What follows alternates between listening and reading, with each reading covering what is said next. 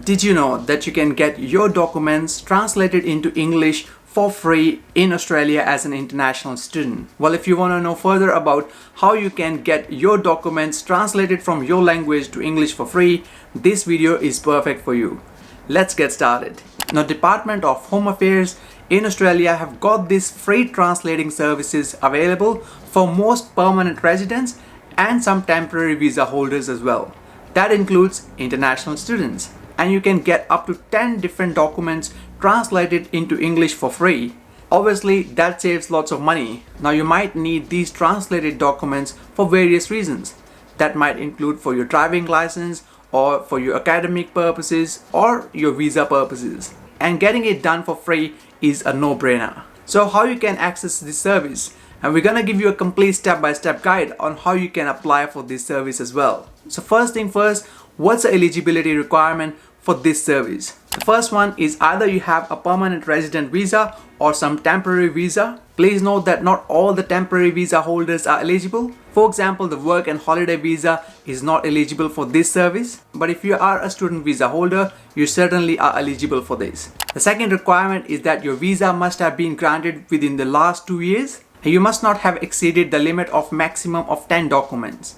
And if you meet all these 3 requirements, you are eligible for this service. Now let's go through step-by-step guide on how you can apply for this service. So the first thing is you will go to the Department of Home Affairs translating website, and there you will start your application. Now this whole application consists of 5 different steps. And to lodge your application, you will need 3 main things.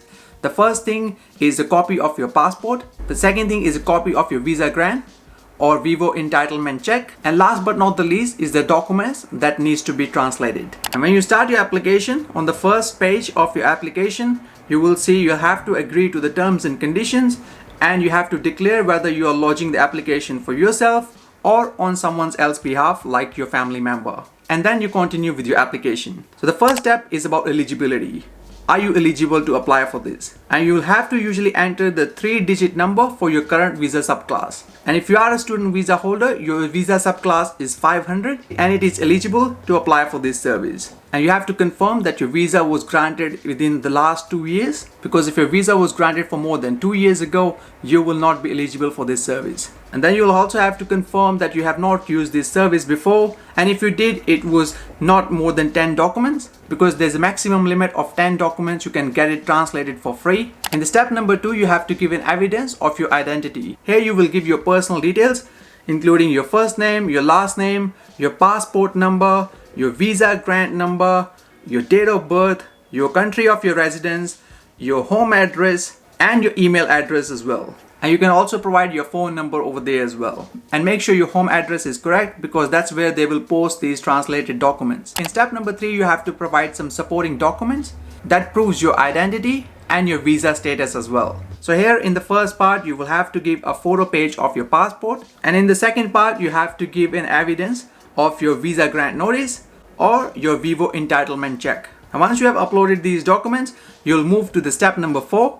That's where you have to upload the documents that you want to get translated. So you can add up to 10 documents here that you can get translated. And when you're uploading the documents, they will ask you what type of document it is, whether it's your birth certificate, whether it's someone's death certificate, whether it's your driving license or some other academic documents, and what language it is. And if your document contains non-Latin script, such as Arabic or Farsi, you will also need to provide the names or organizations and location in English. And once you have uploaded all the documents, you will go to step number 5, where you will confirm all your application details. And after confirming all the details, you will submit your application over there. And once you have completed your application, they will get back to you within next 2 to 3 days, telling you if the application has been approved. And once your application is approved, the next thing would be to wait for your translation to come. Now, how long does it usually take to get your translation?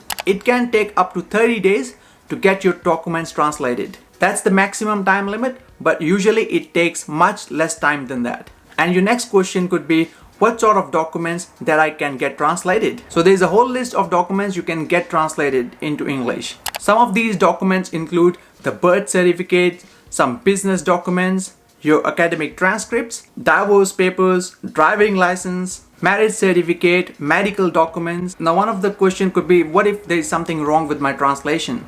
Can I get it rectified? Usually you can request for a correction in your translation within 6 months of your application. You will have to email on the email address that's appearing on the screen right now to get those rectifications done. We'll make sure we put the link of this application form and some of the frequently asked questions regarding this service in the description below as well. So make sure to check them out. And further, if you want to get your documents certified or attested for free, you can go to your local justice of the peace or locate the nearest police station and you can get your documents certified for free as well. Which if you go to some places like Chemist or Australia Post, you'll probably have to pay money for that.